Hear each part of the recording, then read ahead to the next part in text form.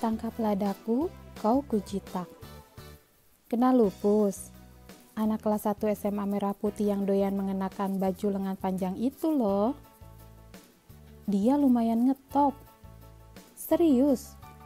Kalau kebetulan kamu mampir ke rumahnya dan menyebut namanya, pasti orang seisi rumah pada tahu semua. Itu kan membuktikan bahwa dia cukup top. Setidaknya ya di antara orang seisi rumahnya. Model anaknya seperti kebanyakan remaja sekarang, kurus dan rada tinggi. Tampangnya lumayan lah daripada kejepit pintu.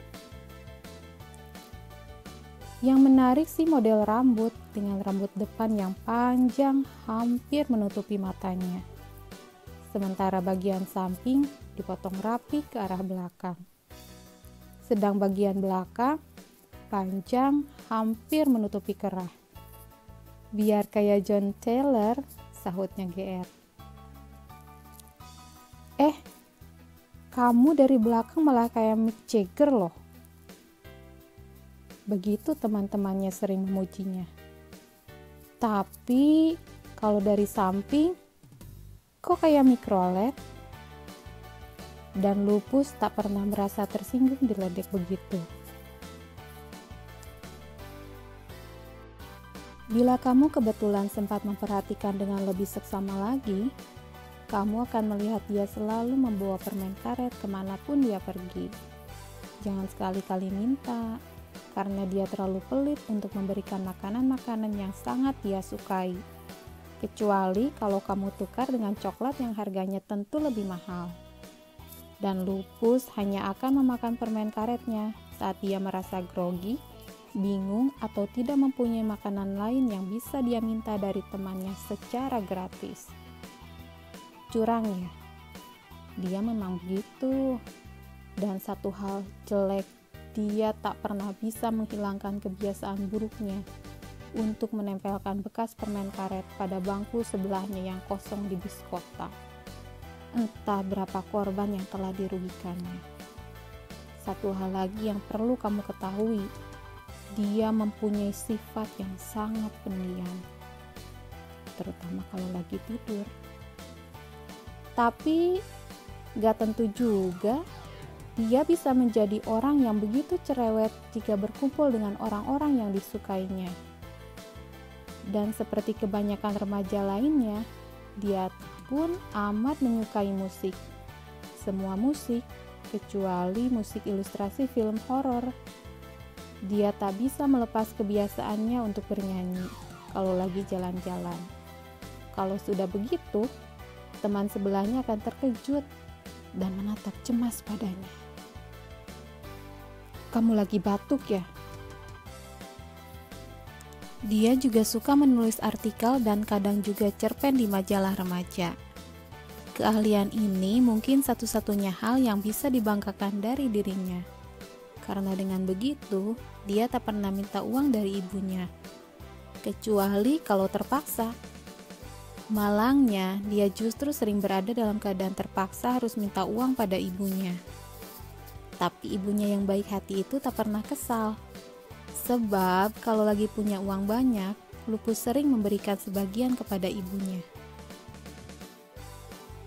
Seperti hari-hari sebelumnya, pagi itu Lupus bengong nungguin bis di terminal Grogol.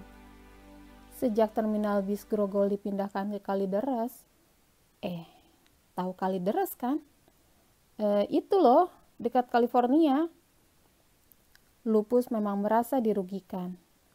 Bis-bis yang lewat situ sudah syarat dengan penumpang. Dan kalau begitu, bis-bis itu pada jual mahal semua. Mereka terlalu gengsi untuk sekedar mampir di terminal Grogol guna menjemput Lupus. Walhasil, Lupus terpaksa sering kedapatan sedang mengejar-ngejar bis yang berhenti agak jauh di depan.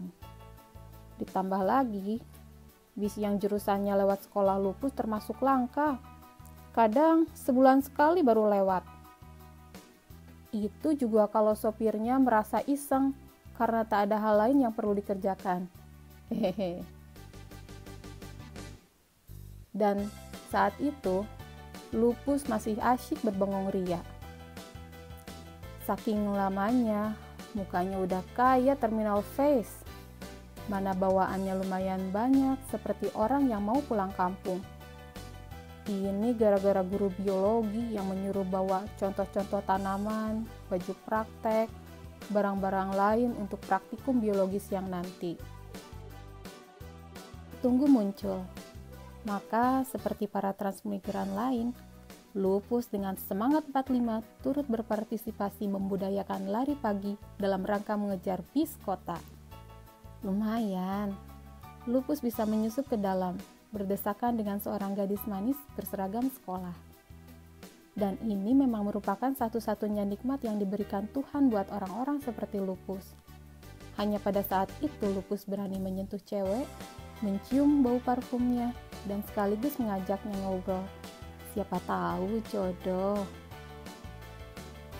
Dan tak terlalu aneh memang kalau Lupus pun mempergunakan kesempatan itu. Setelah berlaga tak sengaja nginjek kaki cewek manis itu, Lupus dengan wajah memelas mencoba memulai komunikasi dengannya. Meski kata orang, menjalin komunikasi itu bisa dengan beberapa cara, tetapi rasanya cara inilah yang paling tepat buat Lupus. Maaf ya, gak sengaja. Abis didorong-dorong sih. Sakit ya?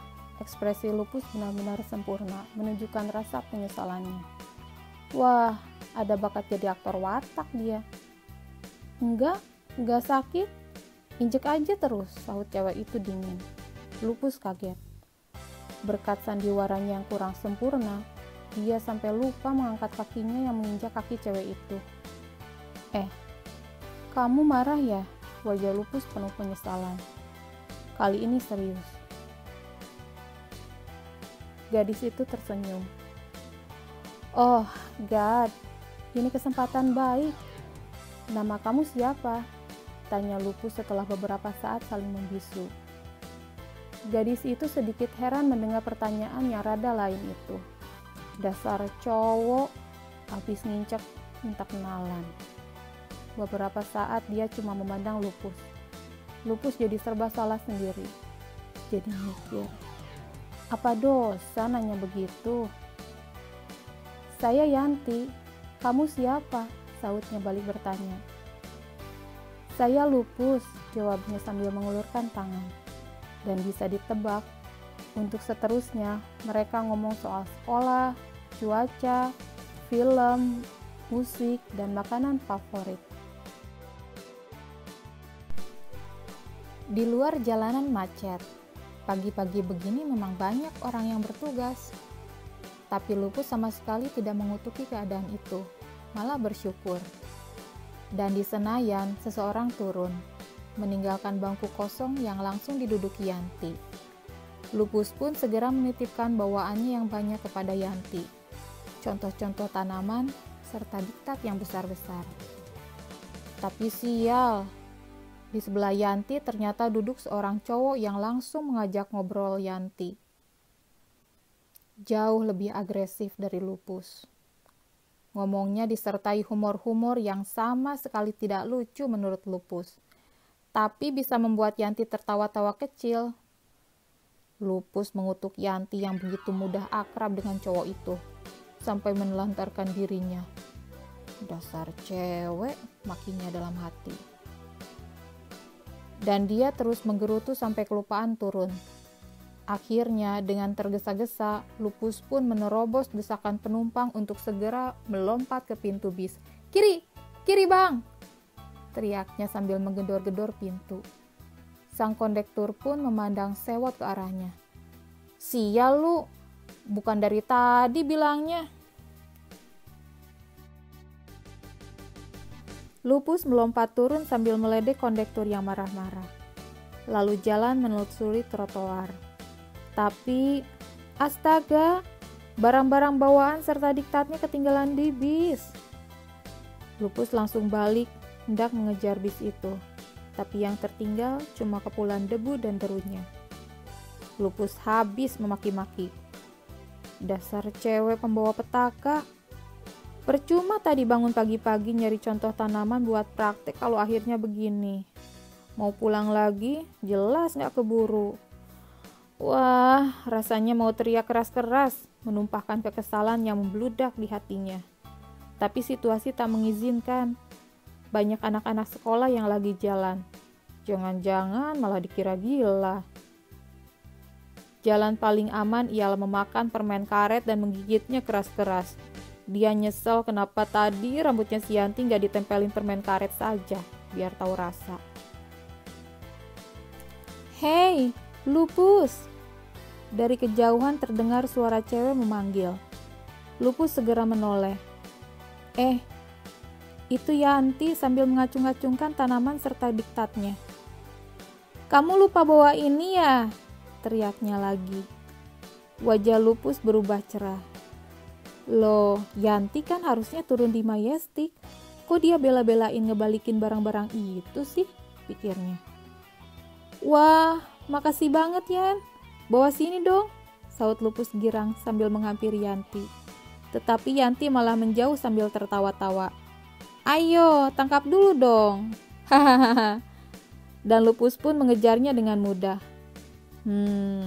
Romantis mendeso. Mereka pun tertawa-tawa.